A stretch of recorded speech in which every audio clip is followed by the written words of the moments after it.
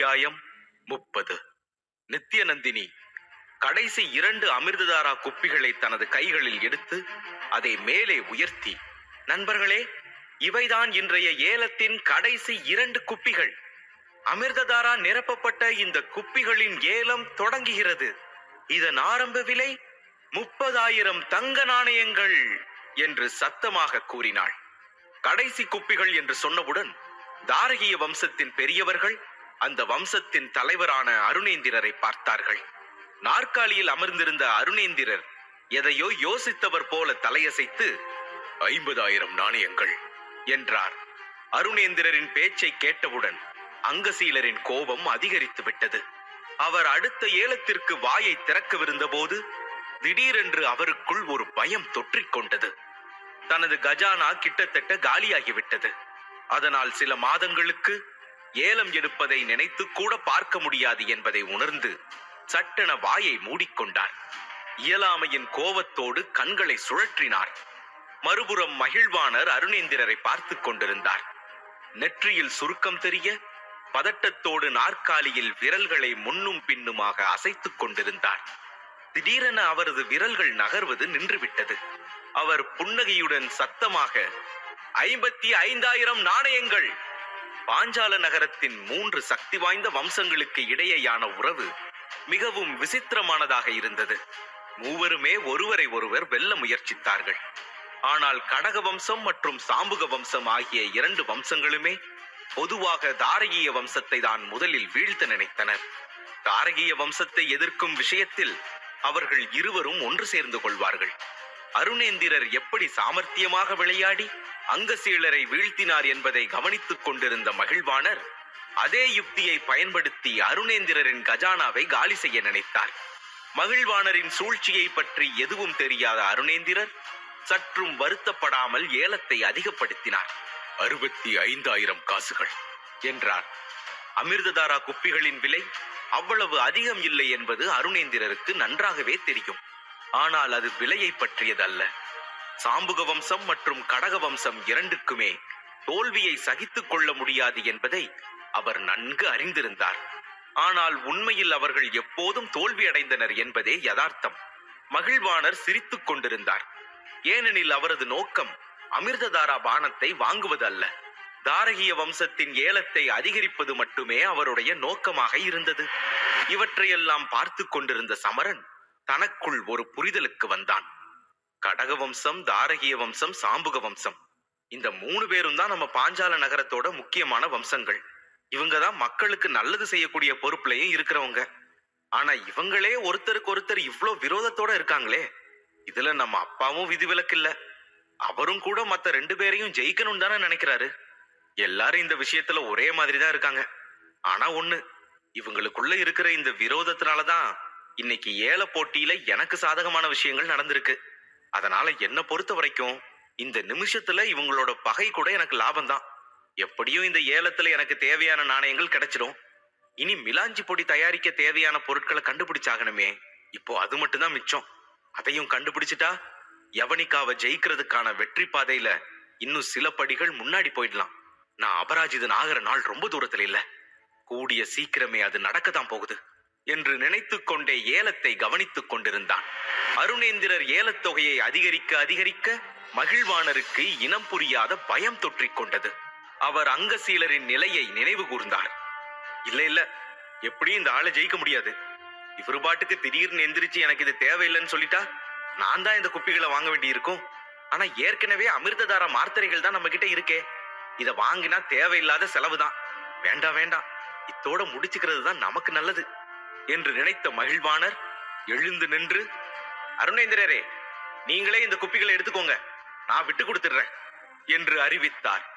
ஏலம் முடிந்து விட்டதால் சமரன் தன்னோடு வந்தவர்களை விட்டு விலகி செல்ல ஒரு பொய்யான காரணத்தை தேடினான். ஏதேதோ சொல்லி சமாளித்து விட்டு அவன் கூட்டத்தில் மறைந்தபடி ஏலக்கூடத்தின் பிரதான வாயிலுக்கு வெளியே வந்தான். அப்போது கூட்டத்தில் ஒரு முகம் சமரனையே வெறித்து பார்த்து கொண்டிருந்தது. அது வேறு யாரும் அல்ல, யவனிகாவின் ரகசிய உளவாளி நிகண்டன் தான் சமரனை நோட்டமிட்டுக் கொண்டிருந்தான். அவனும் சமரனை பின்தொடர்ந்து மறைந்து மறைந்து சென்று கொண்டிருந்தான். இரட்சமல்லர் வம்சத்திற்கும் சேர்த்துதான் ஏலத்திற்கு அழைப்பு விடுக்கப்பட்டிருந்தது. ஆனால் யவனிகா அமிர்ததாராவை வாங்க விரும்பவில்லை. அவள் ஏற்கனவே சக்தி அடைந்திருந்ததால் அவளுக்கு அது தேவையும் படவில்லை. ஆனால் அருணேந்திரர் இந்த ஏலத்தில் பங்கு கொள்ளப் போகிறார் என்ற செய்தியை அறிந்து அவர் அதை வாங்குகிறாரா என்பதை தெரிந்து கொள்வதற்காக அவள் நிகண்டனை அங்கே அனுப்பி வைத்திருந்தாள். சமரன் ஏற்கனவே மருத்துவருக்கான கருப்பு ஆடைகளை சக்கரநந்த ஏலக்கூடத்திற்கு அருகில் உள்ள ஒரு குடிசையில் மறைத்து வைத்திருந்தான். நமக்கு அதிக நேரம் கிடையாது, சீக்கிரமா வந்த வேலையை முடிச்சுட்டு திரும்பி போயாகணும், இல்லைன்னா தேவையில்லாத சந்தேகம் தான் வரும் என்று நினைத்து கொண்டே விறுவிறுவென குடிசைக்குள் நுழைந்து மருத்துவருக்கான உடைகளை மாற்றிக்கொண்டான். முகத்தை மறைத்தபடி ஒரு துணியால் போர்த்தி கொண்டான். ஆனால் இமைக்கும் நேரத்தில் சமரன் குடிசைக்குள் நுழைந்து விட்டதால் நிகண்டனுக்கு சமரன் எங்கே சென்று விட்டான் என்பதை கண்டுபிடிக்க முடியவில்லை. அவன் வாசலிலேயே நின்று சமரனை தேடிக்கொண்டிருந்தான். சமரன் உடைகளை மாற்றிக்கொண்டு மீண்டும் ஏலக்கூடத்திற்குள் நுழையும் போது நிகண்டன் அங்கேயே நின்று கொண்டிருந்தான். எதிரில் வருவது சமரன் தான் என்பதை புரிந்து கொள்ளாமல் அவன் சமரனுக்கு வழிவிட்டு வெளியில் எதையோ தேடிக்கொண்டே இருந்தான். சமரன் உள்ளே நுழைந்த போது ஒரு பணிப்பெண் அவனை அழைத்துச் செல்ல அங்கே காத்திருந்தாள். அந்த பணிப்பெண் அவனை அடையாளம் கண்டுகொண்டு, நீங்க தானே நந்தினி அம்மா சொன்ன அந்த மருத்துவர் என்றாள். சமரன் நாம் என்பது போல தலையசைத்தான்.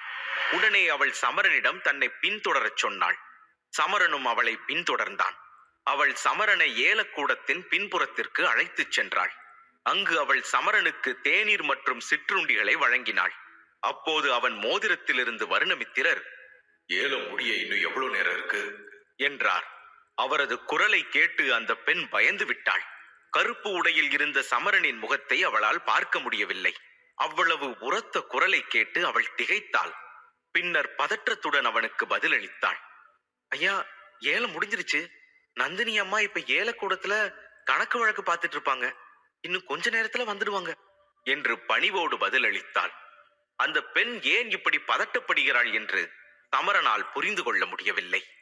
அவள் சமரனை கவனித்துக் கொண்ட 10 நிமிடமும் இப்படியே நடுங்கிக் கொண்டுதான் இருந்தாள்.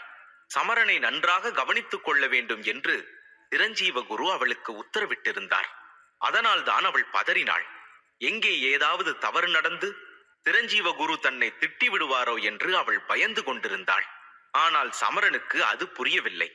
அப்போது யாரோ ஒருவரின் காலடி சத்தம் கேட்டது. அந்த சத்தத்தை கேட்டவுடன் அந்த பெண்ணின் நடுக்கம் சட்டென்று நின்றுவிட்டது.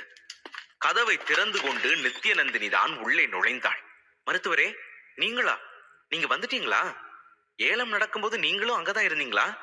உங்களுக்கு சந்தோஷம் தானே என்றாள். சமரன் நாம் என்பது போல தலையசைத்தான். அவளை பார்த்தவுடன் சமரனின் இதய துடிப்பு அதிகரித்தது. அவள் மீது பூசப்பட்டிருந்த வாசனை திரவியத்தின் நறுமணத்தை நுகர்ந்தவுடன் அவன் உடலில் ஏதோ ஒரு மாற்றத்தை உணர்ந்தான். நித்யநந்தினி உள்ளே வந்த பிறகு பணிப்பெண் தலையை குனிந்தபடி அந்த அறையை விட்டு வெளியேறினாள். தன் மோதிரத்தை தடவி பேசுமாறு வருணமித்திரருக்கு சைகை செய்தான் சமரன். அரைகுறையாக விழித்தபடி வருணமித்திரர் நித்யநந்தினியிடம், ஏலம் முடிஞ்சிருச்சா என்றார். இதை கேட்ட சமரன், ஒருவேளை கடைசியாக இந்த கேள்வியை கேட்டுவிட்டுதான் குரு தூங்கிவிட்டாரோ என்று நினைத்தான். ஏனென்றால் சில நிமிடங்களுக்கு முன்பு பணிப்பெண்ணிடமும் அவர் இதே கேள்வியை தான் கேட்டிருந்தார். ஆனால் நித்யநந்தினி அந்த கேள்வியை முதல் முறையாக கேட்டாள். முடிஞ்சது என்று சொல்லிக்கொண்டே அவள் தனது கையை காற்றில் அசைத்தாள். திடீரென்று ஒரு நீல நிற அட்டை அவள் கைகளில் தோன்றியது. அதை சமரனிடம் காண்பித்து, 7 அமிர்ததார குப்பிகளுக்கும் சேர்த்து 2,85,000 தங்க நாணயங்கள் கிடைச்சது. ஏலக்கட்டணம் போக மிச்ச தொகை இந்த அட்டையில் இருக்கு என்றாள். சமரன் அந்த அட்டையை கவனமாக பார்த்தான். அதை பார்த்த சமரன் அந்த அட்டை மிகவும் விலை உயர்ந்தது என்பதை புரிந்து கொண்டான்.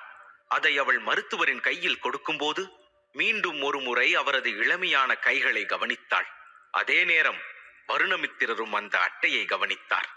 இந்த தொகை நான் எதிர்பார்த்ததை விட ரொம்ப ரொம்ப அதிகம். கண்டிப்பா இந்த விலைக்கு வேற யாராலையும் வித்து தந்திருக்க முடியாது. உங்க திறமையாலதான் இது சாத்தியமாச்சு. ரொம்ப நன்றி என்று சொல்லிக் கொண்டிருக்கும் போதே சிரஞ்சீவ குரு கதவை திறந்து கொண்டு அறைக்குள் நுழைந்தார். அந்த மருத்துவரையும் நித்யநந்தினியையும் பார்த்ததும் அவர் அமைதியாக சமரனை பார்த்து தலையசைத்து வரவேற்றார்.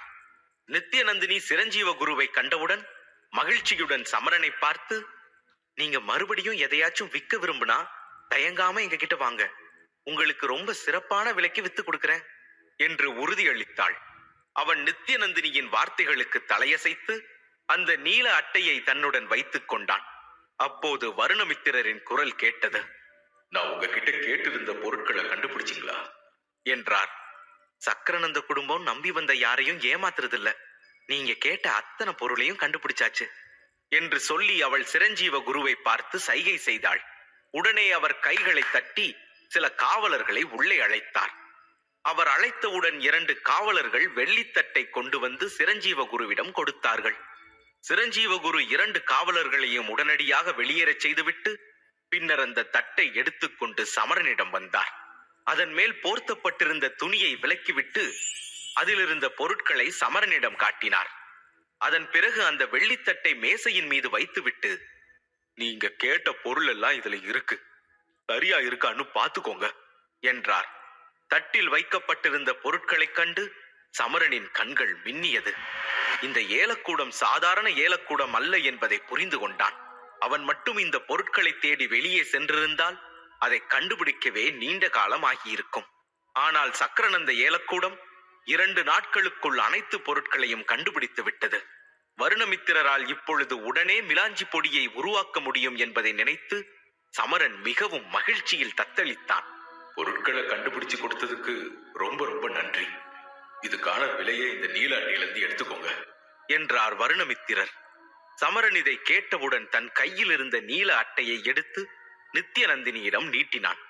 கவலைப்படாதீங்க மருத்துவரே, இந்த பொருளை எல்லாம் நாங்க எங்கேயும் தேடி அலையல.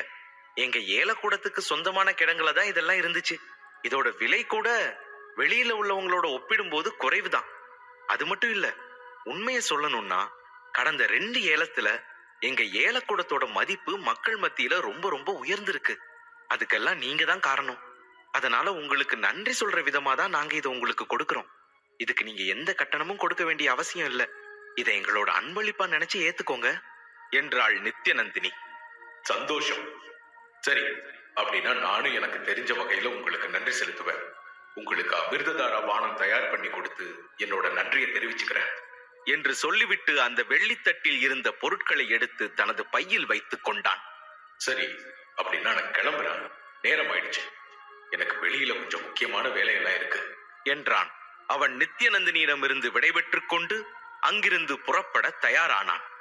அப்போது அவள் சமரனிடம், நானும் குருவும் உங்களுக்கு வழிகாட்டுறோம் வாங்க என்று சொல்லிக்கொண்டே இருவரும் அவனுடன் இணைந்து நடக்கத் தொடங்க சமரன் அமைதியாக அவர்களை பின்தொடர்ந்தான்.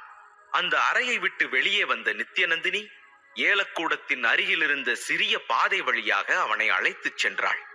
மூவரும் பிரதான வாயிலை நெருங்கிய போது திடீரென சமரனின் பார்வை அங்கே நின்று பேசிக் கொண்டிருந்த 3 நபர்கள் மீது விழுந்தது. அவர்கள் ஏலக்கூடத்தை விட்டு வெளியே செல்லும் போது ஒருவரை ஒருவர் சந்தித்து பேசிக் கொண்டிருந்தார்கள். சமரன் பதற்றத்துடன் சற்று வேகமாக நடக்க ஆரம்பித்தான். அங்கே நின்று பேசிக் கொண்டிருந்தவர்கள் வேறு யாரும் அல்ல, தனது தந்தை அருணேந்திரர், கடக வம்சத் தலைவர் அங்கசீலர் மற்றும் சாம்புக வம்சத் தலைவர் மகிழ்வாணர் ஆகிய மூவரும் தான். தன் தந்தை அருணேந்திரர் தன்னை அடையாளம் கண்டுகொள்ளக் கூடாது என்று அவன் பயந்தான். அவன் உடல் முழுவதுமாக ஆடைகளால் மூடப்பட்டிருந்தாலும் எங்கே தந்தை தன்னை அடையாளம் கண்டுபிடித்து விடுவாரோ என்று பயந்தான். மூவரும் ஒருவரை ஒருவர் பார்த்து போலியாக சிரித்துக் கொண்டே பேசிக் கொண்டிருந்தார்கள். அப்போது மகிழ்வாணரின் கண்கள் நித்யநந்தினி மற்றும் சிரஞ்சீவ குருவின் மீது விழுந்தது. அதை கவனித்த மற்ற இருவரும் கூட அவளை பார்த்தார்கள். அவள் யாரோ ஒரு விருந்தினருடன் வெளியே சென்று கொண்டிருப்பதையும் கவனித்தார்கள். இதை பார்த்த 3 அணிகளின் தலைவர்களும் சற்று அதிர்ச்சி அடைந்தனர். அப்போது மூவரின் பார்வையும் அவள் பின்னால் சென்ற மர்மமான விருந்தினர் மீது விழுந்தது. அந்த மனிதன் தலை முதல் கால் வரை மூடியிருந்தான். அவனுடைய முகம் கூட வெளியில் தெரியவில்லை. சிரஞ்சீவ குருவும் அவர்களோடு சென்றதை கண்டவுடன் முகம் தெரியாத அந்த மர்ம விருந்தினர் யார் என்பதை அறிய அனைவரும் ஆவலாக இருந்தனர். பொதுவாக சிரஞ்சீவ குருதான் பாஞ்சால நகரத்தின் முதல் தர மருத்துவர் என்பதால் அவர் 3 வம்சத்தினர்களின் தலைவர்கள் உட்பட மிக முக்கியமான நபர்களை மட்டுமே சந்திப்பார். மேலும் அவர் மிகவும் குறைவாகவே பேசுவார் என்பது அவர்கள் மூவருக்கும் தெரியும். ஆனால் இன்று திடீரென அவரது முகத்தில் முகஸ்துதி புன்னகையை பார்த்த 3 வம்சத்து தலைவர்களும் இந்த முக்கிய விருந்தாளி யார் என்று தெரிந்து கொள்ள ஆவலாக இருந்தனர். யார் இந்த ஆளு? எதுக்காக இந்த ஆளு தன்னோட உடம்ப முழுக்க மூடி வச்சிருக்கான்? சிரஞ்சீவ குருவே மரியாதையா வழி அனுப்புறாருன்னா இந்த ஆளு கண்டிப்பா முக்கியமான ஆளாதான் இருக்கணும். ஆனா இவருக்கு இந்த நேரத்துல இங்க என்ன வேலையா இருக்கும் என்று அருணேந்திரர் யோசித்துக் கொண்டிருக்க சமரன் நடந்து கொண்டே அவர்களை நெருங்கினான். அவன் படபடக்கும் இதயத்தோடு அவர்களை கடக்க முயற்சித்தான். ஆனால் அவர்களை கண்ட அருணேந்திரர் சட்டென நில்லு என்று சத்தமாக சொன்னவுடன் சமரன் திகைத்து போய் அப்படியே அசையாமல் நின்று விட்டான்.